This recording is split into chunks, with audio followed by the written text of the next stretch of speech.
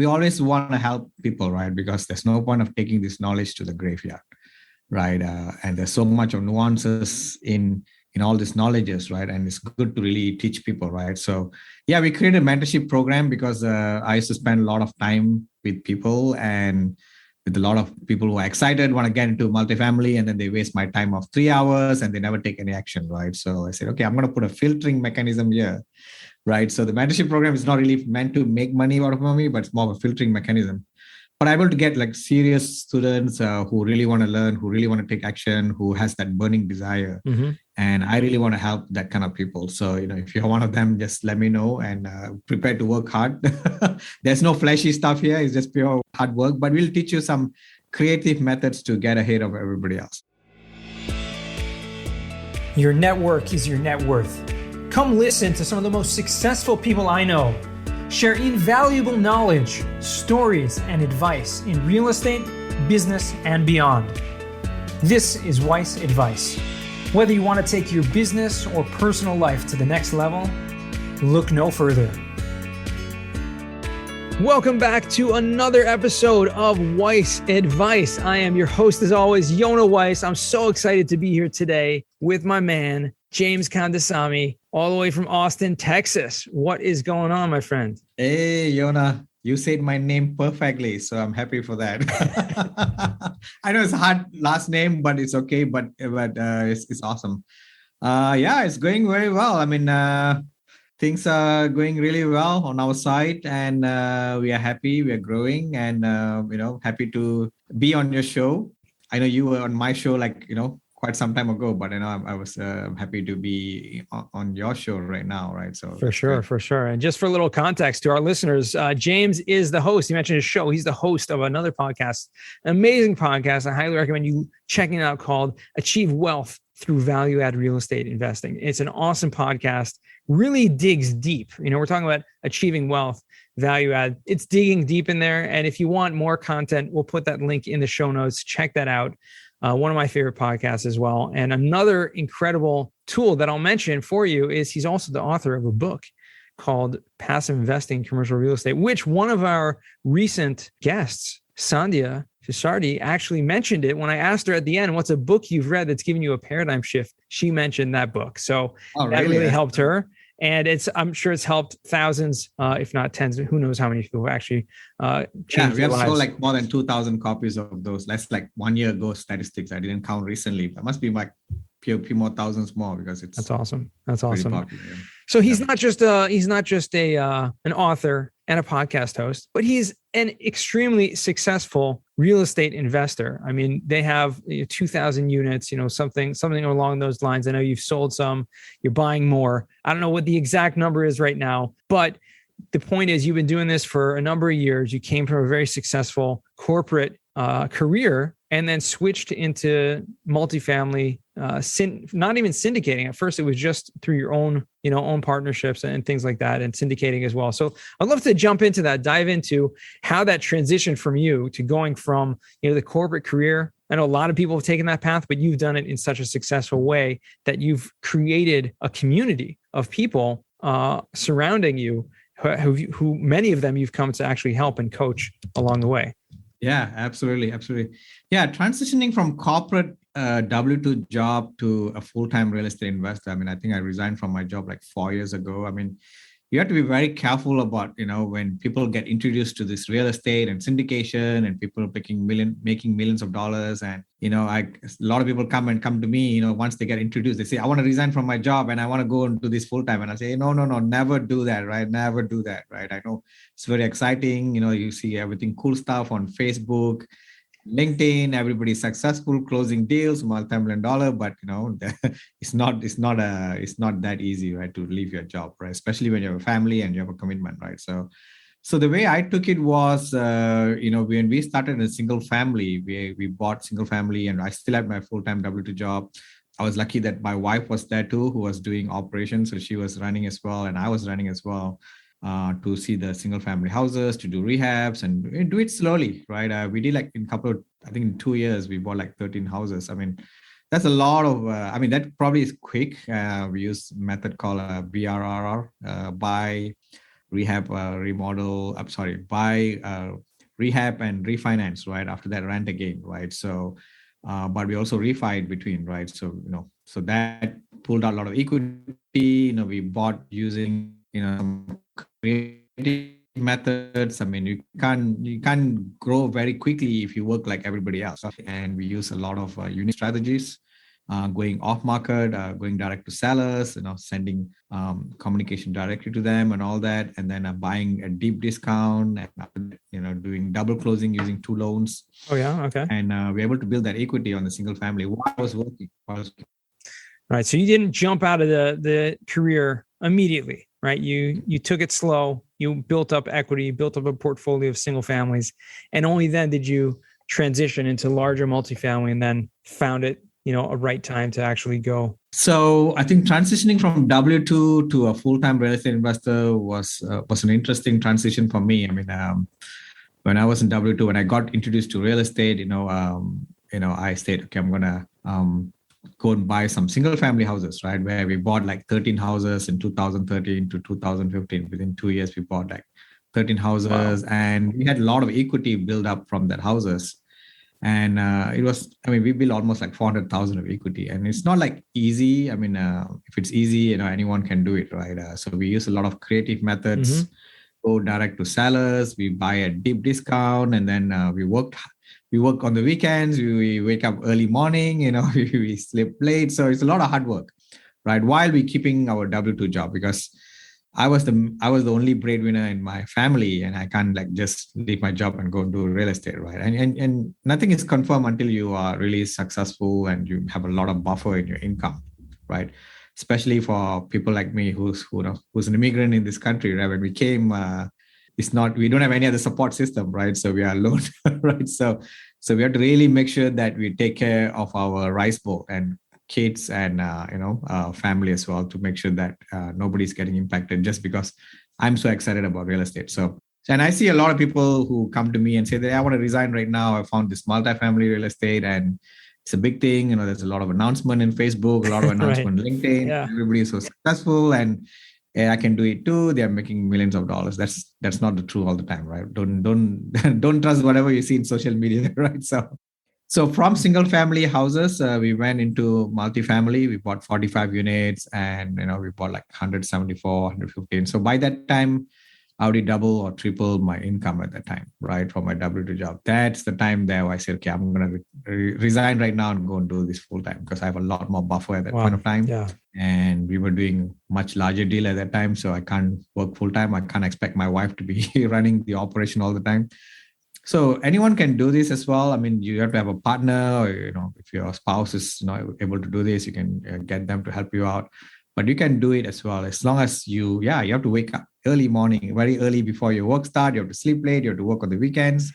You need to be able to drive, and you need to do things that other people don't want to do. Yeah, in short, real estate's not a get rich quick strategy, right? You got to put in the extra work if you want to get the all the wealth building creation that comes out of it. I mean, what you're talking about, Achieve Wealth. I mean, that's really Achieve Investment Group. That's your company, your brand. It's all about, you got to achieve. You have to not just set those goals, but you have to work towards it. And, nobody's going to become an Olympic medalist if they're just sleeping in and they're just kind of doing what everyone else is doing. The people that are extremely successful, like yourself, are those that go above and beyond what everyone else is doing. I mean, it takes a lot of work to, just to find the deals, let alone get them under contract, let alone close them, let alone operate them and actually make money. Yeah. Yeah. It's a lot of hard work. Absolutely. Right. You have to buy it right, and to buy it right, you have to do a lot of, as I said, you have to do things that other people don't want to do. Right. I mean, as I said, if you're doing exactly as what other people are doing, then you would not be different from everyone else, right? So, yeah, I mean, you talked about one time a couple of years ago, kind of really inspired me. Not inspired me, more like validated me. And maybe you can talk a little bit about this deal. But you actually had one of your deals come through a Facebook request or Facebook, person in your group, a totally off-market deal. And so, I mean, it just kind of validates the power of social media when you're putting yourself out there and just sharing with the world what you're doing, your accomplishments, what, the struggles as well. And people get to know you and they see, oh, he's buying apartment buildings. By the way, I have one for sale. So maybe we talk about the power of that. Yeah, it's social media. I mean, I don't know, I'm a bit more of shy person. I don't know whether people believe it or not, but my wife can tell anyone that. But I realize social media is going to be replacing the radio and the TV and all the newspaper. All that's going to be like the dinosaurs, right? Social media is the future of media and future of communication, right? And I have to embrace it because otherwise I'm going to be left behind. So I had this group, multifamily investors group, which has like at that time maybe like 4,000 or 2,000 people. Now it's like almost 9,000 people right now in it. And I know people see you, right? I mean, you put it out there. I mean, you may not get likes, you may not get the thumbs up, you may not get the high five, but people do observe you, right? And as long as you're being authentic and you're adding value to people, I'm all about adding value to people, right? Because we know real estate, we know a lot of things behind real estate. Why not share it to others? And people do appreciate that, even though they don't come and tell you, hey, I appreciate. I mean, they don't tell you online and all that. But whenever I go for meetup, I'm sure you experience this as well, because you are big on social media, right? When you go anywhere in meetups, or when someone bring business to you, they talk to you like as though they already know you. Yeah, for sure. I was literally in Orlando a couple of days ago at the Jake and Gino conference. Right. I mean, we're recording this a little before it's being aired, but I literally walked around and people coming up to me and they know me and everything. I have to look at name tags sometimes, just to make sure, just to make sure. But I stand out. Obviously, I have a different look than everyone else. But still, it's it's so true. When you're out there, people get to know you, and that's a very powerful, because instead of just these one-on-one conversations that many of us are used to having, you can have a conversation at scale. The people that are listening to this podcast right now, they're getting to know you and I through listening to this. And, people will reach out to me. I've been on a podcast. They'll reach out and say, wow, I'd really love to. I heard that podcast from so-and-so and it was amazing. And they got to know a little bit my story a little bit. And that's so powerful. Yeah. Yeah. It's very powerful, right? So, I mean, let me tell you a few more stories on why, there's end results to it. And I don't really expect end results. I mean, I'm just share. And people can see you through that, right? I mean, there's a lot of people on social media who's very flashy, right? I mean, they do get attention too, but I don't know what attention they get, because we don't really get. I'm not so flashy, but we do add value and all that, right? So, I mean, coming back to this deal, I mean, that's the largest deal we have done. It's almost like $36 million in deal, a real apartment. And when he contacted me through my messenger on my Facebook, I said, well, we'd get a lot of messages like that. And sometimes I just usually say, tell me, who are you? Tell me your real deal. Then I didn't even know him, right? And then ended up he was a true seller, right? And then I looked him up, and they are real sellers, and they sent me the financials. Wow. And we did that deal off market, right? Imagine $36 million through Facebook, off market, completely first connection. Right. It's crazy. Right. And we closed on that deal. We're doing very well on that deal. I'm super happy. I'm still friends with the seller. And I asked him, hey, how did you find out about me? I say, I see you all the time. Right. So, I mean, they see what market you're buying. And I mean, he knows the deals on my market. He say, I know this guy. I can trust him. I know him. It's just build that trust long term. Right. And that's key. Right. I think social media is made to, for influencers, I would say micro influencers, people that normal people like you and me, who are able to share our messages. So, that's very powerful, because now we can share messages. I mean, just 1 hour ago, I had a guy who called me who said, hey, I have a 1031 exchange guy who's very big, who has more than $10 million, can we put into some of your deals? I say, how do you know me? Oh, I know you, from your podcast, from your social media. I already know you. He doesn't even want to tell, he doesn't even want to ask me a lot of things. He doesn't need to vet you. You're already vetted. Yeah, he doesn't need to vet me, right? I mean, so I think as long as you're being authentic and you're adding value to people's life, I mean, people do follow you. I have a lot of followers, even though I never know them, but whenever I go for meetups, people come talk to me, and I really appreciate it. In fact, the other day I went to this Old Capital conference in Dallas, right, done by Old Capital, and I was walking alone into that big stadium. They have this big stadium which they do, and I saw another guy walking beside me. I say, hey, how are you? And I said, hi. I thought he doesn't know me. And he say, hey, yeah, James, right? I say, yeah. I say, yeah. Okay, so do you know me? Yeah, I know. I listen to your podcast all the time. I say, really? Okay, that's good. At least you validated me. Someone's listening to my podcast. And he said, oh, not only I listened to your podcast, I just saved like $6,000 because you talked about that flood zone issues in your podcast. And after you listen, I went and talked to that guy and we saved $6,000. Wow. That's great. So just on that walk path, to that opening of that stadium, you just walk and then walk for a few seconds. And that's how I feel so good, right? I was able to add value to someone, nobody, right? After that, I didn't meet him. I didn't talk to him after that at all. But at least I feel good that I added value to someone's life and saved some money and that's what it's all about. That's really is. That's what it's all about, giving back. And you give back in another way. You have a mentorship program, right? I have people that are students of yours that have come to me, with their deals and have told me, oh, they're students of James's. And that's just incredible. The fact that you have people that have come through your mentorship and now are doing their own deals. And I'm sure that's the best feeling in the world. Oh, yeah. Yeah, absolutely. We always want to help people, right? Because there's no point of taking this knowledge to the graveyard, right? And there's so much of nuances in all these knowledges, right? And it's good to really teach people, right? So yeah, we created a mentorship program because I used to spend a lot of time with people and with a lot of people who are excited, want to get into multifamily, and then they waste my time of 3 hours and they never take any action, right? So I said, okay, I'm going to put a filtering mechanism here, right? So the mentorship program is not really meant to make money out of me, but it's more of a filtering mechanism. But I'm able to get like serious students who really want to learn, who really want to take action, who has that burning desire. Mm-hmm. And I really want to help that kind of people. So, if you're one of them, just let me know and prepare to work hard. There's no flashy stuff here. It's just pure hard work, but we'll teach you some creative methods to get ahead of everybody else. Yeah, that's great because I think a lot of people who are in the multifamily space and are trying to get involved or trying to get started in real estate investing, they need an advisor. They need someone who can actually help them or show them the way. And I think have a mentor, someone that you can apprentice and you can kind of follow them, go through, watch them do their deals and watch them, how they're acting and how they're interacting with, brokers and with lenders and with all kinds of people. You don't really get that experience just from listening to podcasts and things like that. Yeah.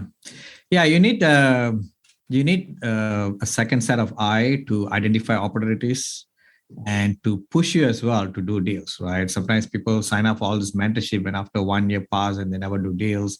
Sometimes a lot of times can be the problem of the student itself, mm-hmm. because, you need to have that burning desire to get ahead, right? Students who have burning desire, who work hard and, they'll be able to get ahead from everybody else, right? So at the same time that eye to look for certain nuances in underwriting and financials, and how to do asset management, property management, all that. It's not easily available anywhere out. It's not available on podcasts. Yeah. Right.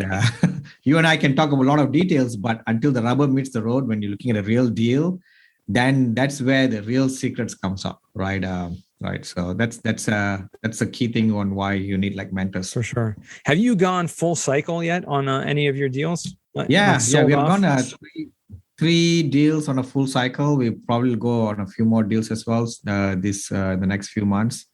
Yeah, we have done first one was 45 units. We went like full cycle. We went the returns are crazy. I'm a bit embarrassed to tell in the podcast, but it's like 332% in 4 years. People made like 80% per year kind of thing, like 50% higher. Wow. Right. So sometimes these kind of numbers can be scary because now people say, hey, when can you give me that kind of deal again? So but I have to tell that because we are experts in flipping apartments, right? Identifying, buying it right, and turning it around very quickly, give our investors really good returns as well, right? The second deal we did more of a refi where we returned back like 100% within 12 months. So we have a free building standing, which is cash flowing, infinite return. That's 174 units, and the third building is more of a 80% return of refinance in 18 months. So which is, all these returns are crazy, right? So it is crazy. It's crazy, So, but as I said, we are really good at buying deals which have really good upside. We are really good at negotiating. We are really good at operating, right? So my wife and I, we we tag team. She's really good at operation, and I'm really good at finding and underwriting deals and doing asset management. Very cool. And are you finding it difficult right now to find deals? No, there's always deals out there, right? Just what's your tolerance for returns, and what's your strategy, right? So there's absolutely deals out there. If you think there's no deals, yeah, absolutely, you're right. But if you think there's deals, you are right. There are deals out there. So it's all about the mindset, right? If you're looking for deals, you'll find them. Yeah. People come to me and tell them, oh, there's no more deals. Market's too hot. Market's going to crash. Let me tell you, when I started in 2015, that's the same exact sentences I heard from everyone. Everybody. I mean, I don't know, Yona, what do you think? I mean, market has always been hot, right? It's always been this. It's true. They're literally the same. I've been hearing the same things over and over and over and over again. And I think it really has a lot to do with, obviously, like you said, your risk tolerance. But, if you have made up in your mind that there's no deals and it's too hot and it's going to crash, then you've put yourself in a little box and you're stuck and you can't get out of that. And so I think you have to have that flexibility to be open to the fact that, well, maybe I'm wrong. And if other people are making it work, well, it's not because, that they're just lucky. It's that they're doing something right. And maybe I should go and learn from them what they're doing. Yeah. I mean, so for us, the way we look at deals is how to buy it right, right? I mean, market is hot. We don't buy deals which is top of the market. We don't go for this crazy bidding wars and all that, right? I mean, there's a lot of people who have been lucky for past 10 years because they went through bidding war, they paid the highest, but market keep on appreciating. That's, I would say, you're lucky as well, right? I mean, for us, we really like to look for deals which has upside, right? Now, like today, you need to have upside, right? I will not buy at the top of the price. If there's upside, we can go realize that upside by our effort. And that are the deals we look for. So we really focus on buying it right in the beginning itself, right? Then after that, there's a lot of buffer if the economy changes, right? But you can't stop from not buying.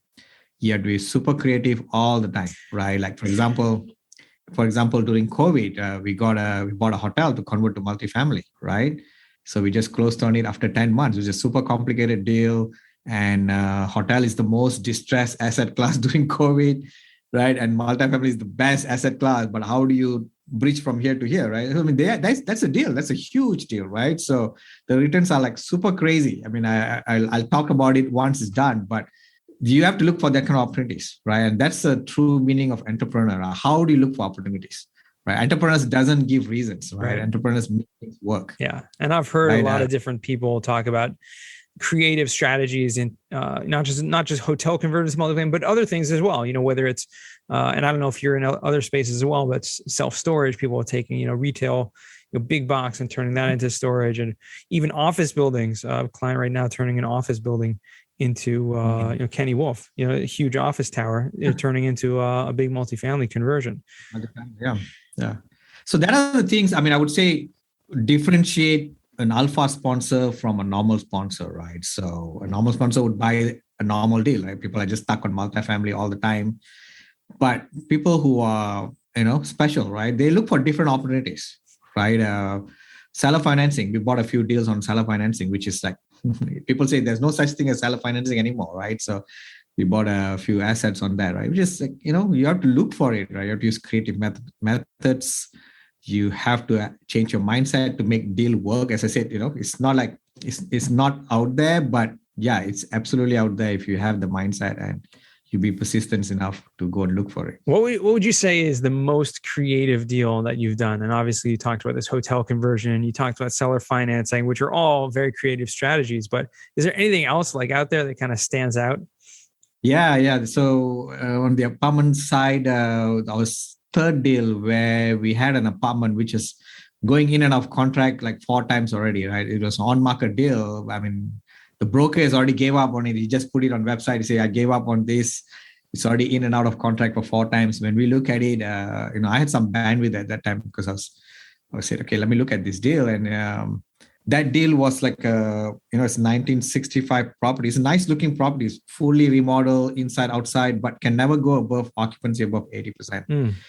And everybody knows the problem. The problem is there's not enough parking because 1965. Interesting. Everybody has one car. The apartments are built similar to that, right? So what we did was, hey, we looked at the deal and we saw land beside it.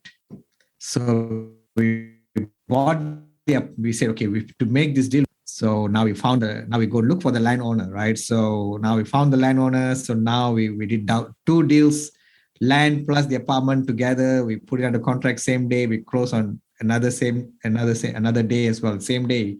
Two different sellers, two different contract.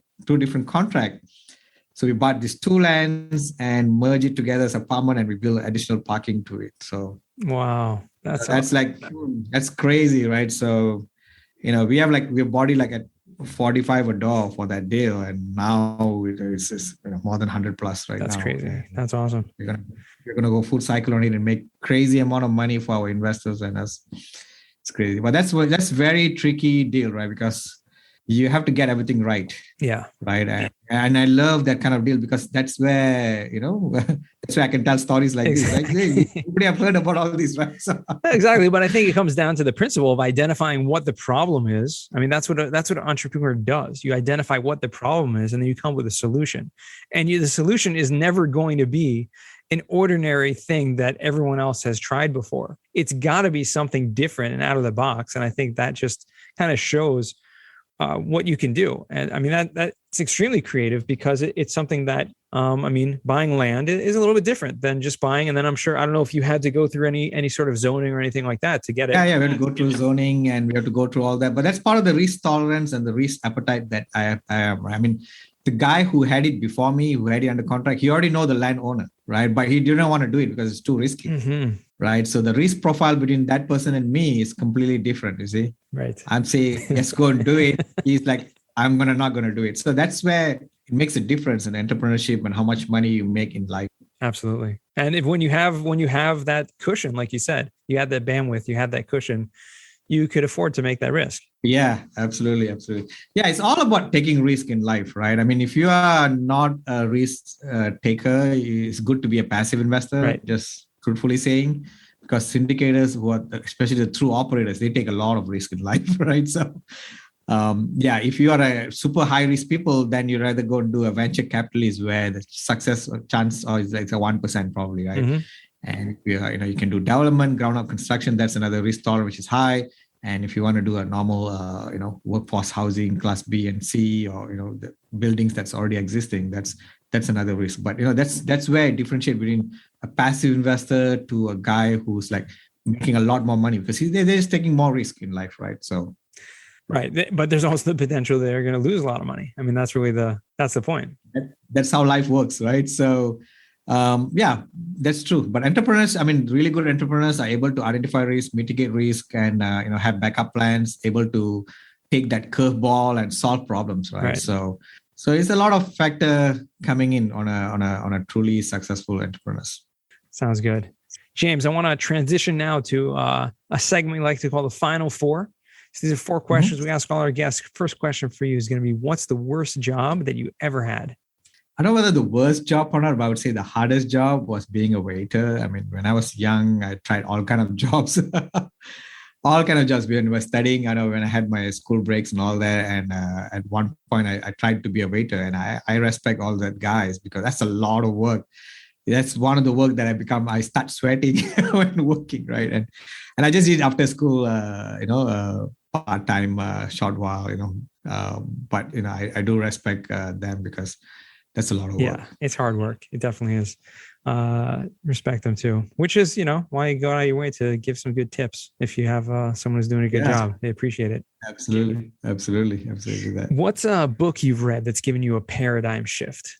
The book that gave me the paradigm shift. As I said, I was a W2 employee, always, always have that pessimistic mindset. I don't believe things comes easily. I like to, it's not everyone can come up in life and all that. So the book that changed or gave me the paradigm shift was called The Magic of Thinking Big by David Schwartz. Mm-hmm. Not many people, I don't know why not many people knows about that book, but it's a really, really good book.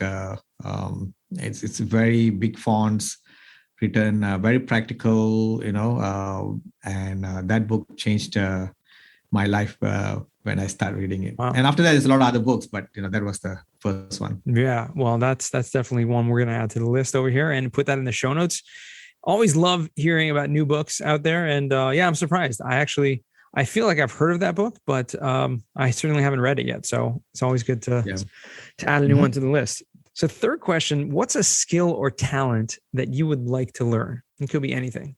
That is maybe flying a plane. Really? Which my wife is against it right now. So at some point I will be flying a plane will be a good skill to learn. That'd be great. That'll help you break into new markets. Pilot. I want to have fun on the sky. Oh, okay. So when there's nobody there, I can fly wherever I can. It's with the freedom it gives, I guess. Right? That's key. That's true. Yeah. I mean, you don't necessarily have to use it for business, but it would be helpful. Yeah. Very cool. And the fourth and final question, what does success mean to you? The success meaning to me is basically how can I impact or leave a dent in this world before I leave, right? So how can I make a difference in other people's life? And that's what we are striving for right now. That's what it's all about. I love that. That's the biggest, the best thing. I think that we can all kind of take that to heart and live with that. Be successful. When you don't just think about yourself, you think about how can I help others? How can I make an impact? That's really where true success lies. Correct. Yeah. I mean, in general, if you see, when I was working, when you have a certain pay, right? You really want more pay, right? Because you have a family, you have a car, you have a house, and all that, right? But after you reach certain financial means, it's a bit hard to really get exponential or another step function of life quality change. You still have to go to the same grocery store as everybody else. Yep. You still need a car with the 4 tires. You still live in the same earth. Maybe now with Jeff Bezos and the other guy is going to the ship. Maybe slightly different. Maybe you can go to the space and come back, but you can't go on. Right? So nothing much change in your life, right? So that's where you need to figure out how can we make an impact or leave a legacy. Beautiful. To others. Beautiful. Where can our listeners reach out to you or find you, James? My website is Achieve Investment Group. Achieve is like achieving a goal, ACHIEVE, right? achieveinvestmentgroup.com. My email is james@achieveinvestmentgroup.com. I'm in Facebook, LinkedIn. I don't know whether I'm active, but I'm there. Yeah, these are the places where you can find it. And if anybody want my book for free, I mean, with the $4 shipping, I mean, if you go to passiveinvestinginrealestate.com, passiveinvestinginrealestate.com, you can get the book for free. Awesome. So excited to have spent the time with you today, James. This has been awesome. Really looking forward to the next time we get together at a conference and spending a little more time with you. But until next time, really, I appreciate you taking the time. Thank you so much, Yana. Nice to be on your show. And to all our listeners, thanks for joining us all the way till the end once again. And for you, remember, the best advice comes only when you ask. Real quick, I have one question for you. Did you like this episode? If you did, I want to ask you a huge favor. See, the biggest thing that helps this podcast grow and that will spread this message to the whole world is that if you leave a review, a rating, and subscribe to the podcast. What that does is it basically tells the platforms that this podcast is out on is that you like my stuff and I'm doing something right.